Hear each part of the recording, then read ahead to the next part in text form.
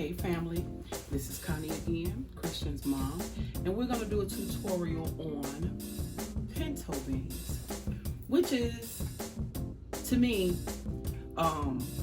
not just the African American culture eats pinto beans, but I know that Mexicans eat pinto beans and Hispanic people eat pinto beans, and they're very good. They eat theirs a different way. They call them refried beans, but we kind of eat ours just the whole bean with the gravy. But you have not had good pinto beans unless they have a real thick, savory broth on them. So we're going to go through the steps of that, and then we're going to have a finished product on tomorrow, and then we'll show you how that's done too. So first, I have my smoked pigtails that I'm putting in my pinto beans. A lot of people don't eat pork anymore for health reasons or whatever, but I use smoked pork pigtails. Sometimes I use ham hocks. Sometimes I use turkey necks. But I use a lot of different things in my pinto beans, but at the end of the day, they always come out great. So here's my pinto beans. We got that, my smoked meat.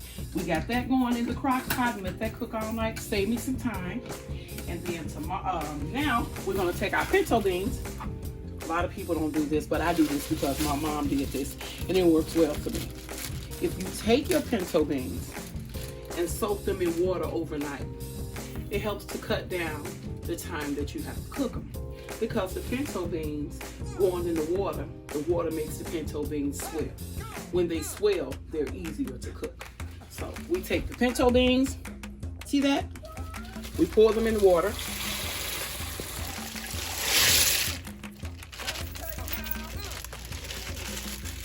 I'm gonna use like a bag and a half for my family because my guys really like pinto beans. And then I got a preacher friend I know, I ain't gonna say his name, Beijing, that's been begging for food for days.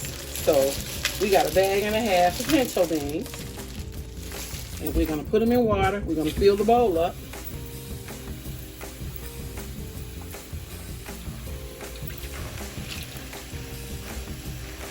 We're gonna make sure the bowl is full, and then we're gonna let them sit all night.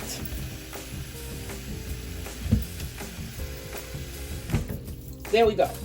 Well, here is the finished product of them swelling up.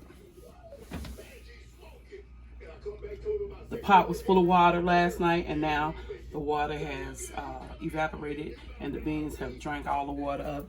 And so this is gonna cut half of my cooking time because the beans have swollen up.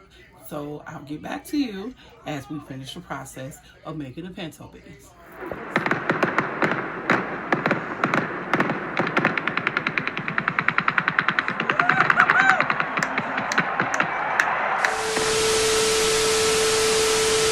So this is a quick tutorial how to fry pork chops. Okay, so I've already seasoned my pork chops, and I've let them chill in the seasoning for about 30 minutes to an hour, just to make sure the seasoning soaks in, get it done real good. So we'll take the top off of it, season it with a little pork, with a little salt, pepper, onion powder, and a few little secret seasonings that I put in there for myself. So what you do is you get your pork chops, you season them, then you get your flour. Get your flour together.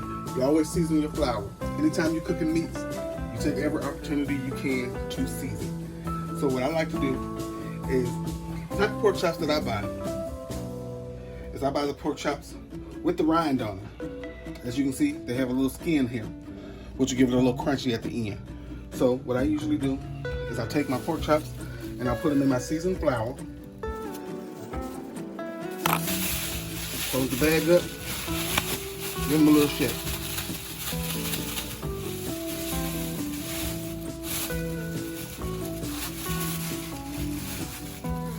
When they come out of the bag, they should be coated well. If not, you can always move them around. I always move them around anyway, so. You get your grease to 350 degrees, 325 to 350 degrees Fahrenheit. And you place your meat in the grease. That's what you should get when you place your meat in. So let you know your grease and your meat is ready to fry. And once it's frying good.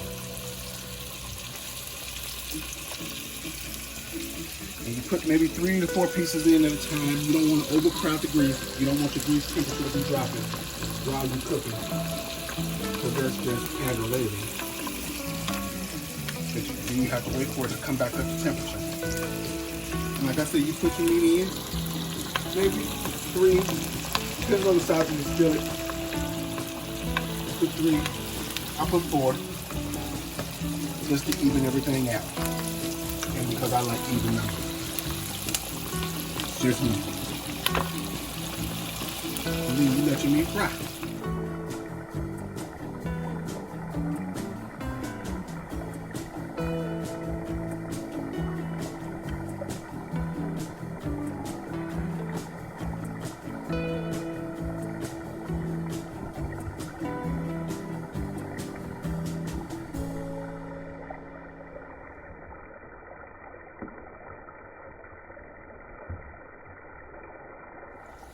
All right, guys, we're back. So we're getting ready to pull these out. They've been frying now for about 10, 12 minutes. And so what you want to do when you pull them out, always use tongs. Don't use your hands, because that could be detrimental to you. If somebody uses their hands, that's just natural selection. So when you pull them out, that's how they should look, golden brown. And I always put them into a little green little pan with a little paper towel in the bottom to grab the oil so they can degrease. This is what you're looking for.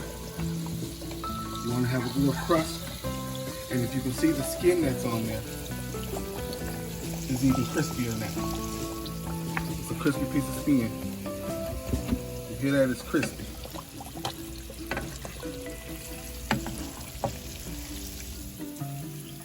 See the piece of skin that's on the back has gotten crispy now, and it's even puffed up. And it'll make it crunchy when I get ready to eat it. And that's your basic pork chop frying. And that's all you need to do. It's not rocket science. And so now, everyone, here is the finished product. Do you see the beans? Do you see that thick gravy that I told you would thicken up even more from before? This is what pinto beans look like when you cook them and they're done. This is what the finished product looks like. I have smoked meat in here. You can use the smoked meat of your choice, but I used smoked pigtails this particular time. And this is my finished product of what pinto beans look like when they're done. Okay? All right, family. This is the finished product. We fried up all our pork chops. You saw they were golden brown. We finished frying. So we made a little small gravy because my family likes gravy and that kind of stuff. Some do, some don't. So I do half gravy, half without, half just fried. But here's the finished product of the gravy. This is how your gravy should look. It should be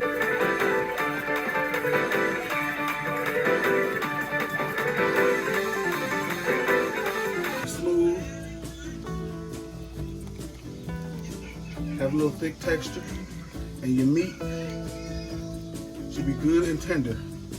And if you cut into that, as you can see, I just cut into it barely, and I'm still getting pieces of meat. So that's how it should look. And you let it smother just for a little while longer. And when you're done, you will have your own version of smothered pork chops. Man, don't they look good? They look good enough to eat already.